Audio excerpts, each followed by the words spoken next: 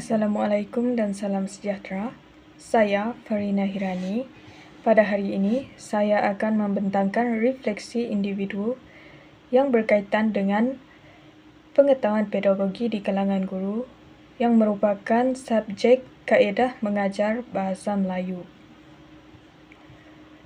Untuk pengenalan, pengetahuan pedagogi sangat penting untuk memastikan proses pengajaran dan pembelajaran berjalan dengan lancar, di mana pengetahuan pedagogi bukan hanya tentang mengajar isi kandungan, tetapi juga melibatkan pengurusan bilik darjah, interaksi guru dan murid, pemilihan strategi yang sesuai, serta kemahiran komunikasi yang berkesan.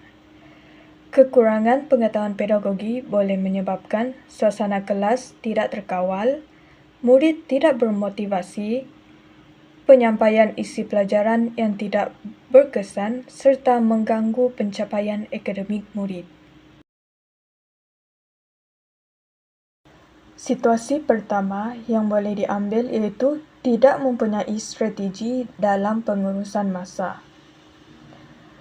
Hal ini menyebabkan masa dihabiskan untuk mengawal tingkah laku pelajar, yang menyebabkan aktiviti PDP tidak dapat dijalankan dengan sepenuhnya kerana murid-murid tiada minat untuk belajar semasa sesi PDP dijalankan. Ia memberi kesan kepada guru dengan guru tidak dapat mengawal suasana kelas. Seterusnya, guru sering terikat dengan kaedah pengajaran tradisional. Sesetengah guru mempunyai kekurangan dalam kemahiran teknologi di mana mereka takut untuk mencuba kaedah pengajaran baru. Selain itu, mereka juga tidak mementingkan tahap kemahiran pelajar di mana ia menyebabkan pelajar sukar untuk menerima dan memahami topik yang dipelajari di dalam kelas. Hal ini menyebabkan suasana PDP yang membosankan. Kekurangan interaksi antara guru dan murid juga antara contoh situasi yang berlaku dalam bilik darjah, di mana guru tidak dapat menarik perhatian pelajar semasa sesi PDP dijalankan. Ia menyebabkan wujudnya komunikasi sahala sahaja di mana murid-murid tidak berani untuk bertanya atau memberi pendapat mereka dalam kelas. Selain itu, kekurangan interaksi juga menyebabkan tugasan yang melibatkan kumpulan tidak dapat dijalankan dengan baik. Hal ini melibatkan antara interaksi sesama murid.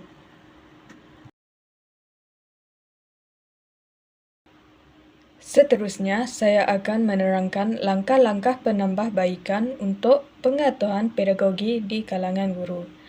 Antara langkah yang boleh dilakukan iaitu mengikuti kursus atau bengkel di mana guru dapat memperkukuhkan kemahiran pedagogi mereka. Mereka dapat mengikuti kursus pembelajaran abad ke-21 di mana teknik pengajaran yang diperkenalkan lebih berkesan dan sesuai dengan keperluan murid pada masa kini. Selain itu, guru juga dapat menyesuaikan diri dengan perubahan kurikulum dan teknologi pendidikan semasa di Malaysia dan peringkat global. Selain itu, kita boleh menggunakan pendekatan seperti pendekatan teknologi di mana ia dapat membantu untuk meningkatkan keberkesanan pengajaran dan menarik minat murid untuk belajar dan melibatkan diri secara aktif dalam bilik darjah. Sebagai contoh, aplikasi yang boleh digunakan seperti Kahoot, Quizzes, Padlet atau Google Classroom di mana guru dapat menyampaikan atau melaksanakan sesi pembelajaran dan pembelajaran yang interaktif dan kolaboratif. Penggunaan teknologi ataupun aplikasi ini juga dapat memudahkan guru untuk menyampaikan bahan pengajaran mereka kepada murid.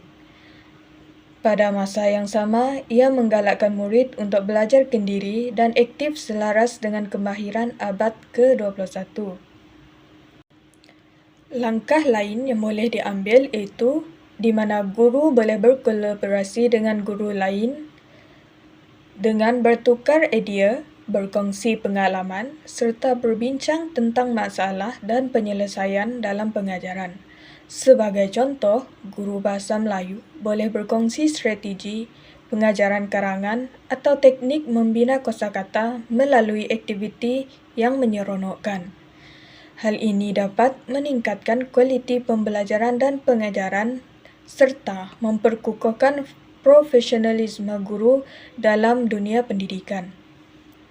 Langkah lain yang boleh diambil untuk meningkatkan pengetahuan pedagogi dalam kalangan guru iaitu membuat refleksi selepas sesi pengajaran dan pembelajaran, di mana refleksi ini dilakukan oleh murid-murid untuk menerima maklum balas setelah sesi PDP selesai.